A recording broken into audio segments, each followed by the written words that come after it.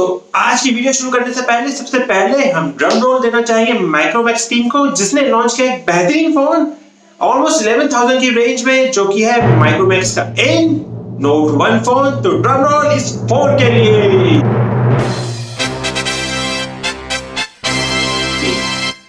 अब इस फोन को ड्रम रोल दे चुके हैं। अब सबसे पहले बात करते हैं इस फोन के कैमरा पॉइंट ऑफ व्यू से।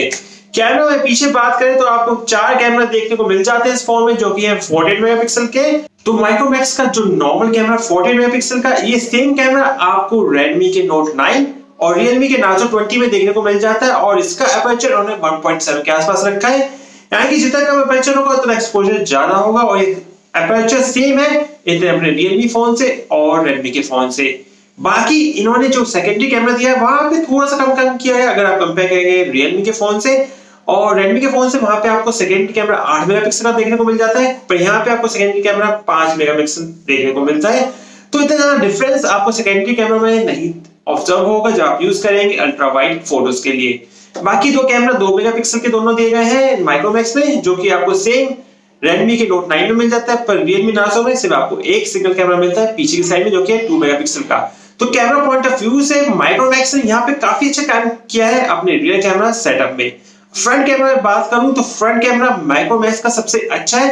अगर आप कंपेयर करते हैं Redmi के Note 9 से, वहां पे आपको सिर्फ 13 मेगापिक्सल का कैमरा देखने को मिलता है, और Realme के Narzo में वहां पे आपको सिर्फ 8 मेगापिक्सल कैमरा देखने को मिलता है फ्रंट साइड में। यहाँ पे माइक्रोमैक्स ने काफी अच्छा काम किया है, खुद पर्सनली बता रहा हूं। उन्होंने 16 मेगापिक्सल का कैमरा दिया है। इस प्राइस रेंज में 16 मेगापिक्सल का कैमरा देना काफी बेहतरीन चीज है, जो कि आपको OnePlus Nord में और OnePlus 8T में देखने को मिलता है। वहां पे फ्रंट साइड में आपको 16 मेगापिक्सल कैमरा ही देखने को मिलता है, जो माइक्रोमैक्स ने यहाँ पे दिया है अपने फ्रंट साइड कैमरा में। अब बात करते हैं प्रोसेसर की। प्रोसेसर में यहाँ आपको MediaTek का Helio G85 देखने को मिल जाता है। सेम प्रोसेसर आपको Redmi Note 9 में और Realme Narzo 20 में देखने को मिलता है। तो प्रोसेसर पॉइंट ऑफ व्यू से तीनों ही फोन में प्रोसेसर सेम देखने को मिलता है। तो अब बात करते हैं फ्रंट साइड पे डिजाइन में। डिजाइन में माइक्रोमैक्स ने हमें यहाँ पे पंच होल कैमरा दिया गया है, जो कि हमें सेम Redmi Note 9 में देखने को मिल जाता है, बल्कि Realme Narzo 20 में हमें टियर डाउन नॉच देखने को मिलता है। तो यहाँ पे अगेन माइक्रोमैक्स को एक पॉइंट देना चाहूंगा, जहां पे उन्होंने एक बेहतरीन कैमरा दिया है हमें फ्रंट साइड पे, जो कि 60 मेगापिक्सल का है, प्लस एक बेहतरीन न्यू लुक दिया है पंच होल में। पंच होल पर्सनली मुझे काफी पसंद है as compare to the tear down notch. तो एक बेहतरीन कैमरा सेटअप और कैमरा बेहतरीन डिजाइन दिया है यहाँ पे हमें माइक्रोमैक्स टीम ने। और बैक साइड पे हमें दे दिया है एक अपना फिंगरप्रिंट सेंसर। हो सकता था फिंगरप्रिंट सेंसर वो निकाल सकता था और प्राइस को जस्टिफाई कर सकता था, पर इस प्राइस रेंज में भी माइक्रोमैक्स ने अपना फिंगरप्रिंट सेंसर दिया है ताकि वो कंपीट कर सके Redmi Note 9 से और Realme Narzo 20 से। अब बात करते हैं बैटरी की। बैटरी की बात करूं तो माइक्रोमैक्स ने हमें अपने फोन में दिया है 5000 mAh की बैटरी। वहीं Redmi Note 9 में हमें भी 5000 की बैटरी मिल जाती है, पर वहां पे हमें थोड़ा सा और फास्ट चार्जर देखने को मिल जाता है, जो कि होता है 22.5 वॉट्स का। वहीं Realme Narzo 20 में हमें 6000 mAh की बैटरी देखने को मिल जाती है, पर जो चार्जिंग हमें स्पीड मिलती है वो मिलती है 18 वॉट्स की out of the box. Micromax ने भी सेम 18 वॉट की चार्जिंग दी है, और तीनों ही फोन में आपको रिवर्स चार्जिंग भी देखने को मिल जाती है, यानी कि आप अपने फोन से कोई और फोन या कोई और गैजेट भी उसको चार्ज कर सकते हैं। तो एक बेहतरीन पॉइंट माइक्रोमैक्स ने यहाँ पे भी नहीं छोड़ा अपने फोन को कंपैटिबली मार्केट में उतारने के लिए। उसने अभी भी अपने फोन को दिया है चांस कि ताकि वो कंपीट कर सके इन Redmi Note 9 को और Realme Narzo 20 को। और साथ में हमें मिलता है टाइप सी का सपोर्ट। तो अगेन यूएसबी भी दे सकता था, पर उसने हमें दिया टाइप सी का सपोर्ट। तो अगेन यहाँ पे बेहतरीन पॉइंट ऑफ व्यू से माइक्रोमैक्स ने कोई पॉइंट यहाँ नहीं छोड़ा है, चाहे वो डिस्प्ले हो, कैमरा हो, बैटरी हो, सब में उसने अपना पॉइंट को जस्टिफाई किया है।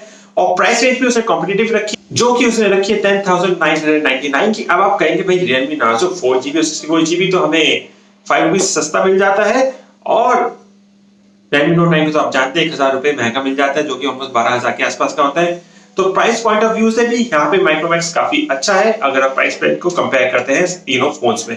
प्लस यहाँ पे माइक्रोमैक्स ने कहा है कि वो 2 साल तक हमें पूरा सपोर्ट देने वाला है सॉफ्टवेयर बेस में, यानी कि पैचेस और नया जो भी कोई एंड्रॉइड आएगा या कि एंड्रॉइड 11 जो कि अगले साल तक आने वाला है, वो भी हमें अपने नए फोन में देखने को मिल जाएगा।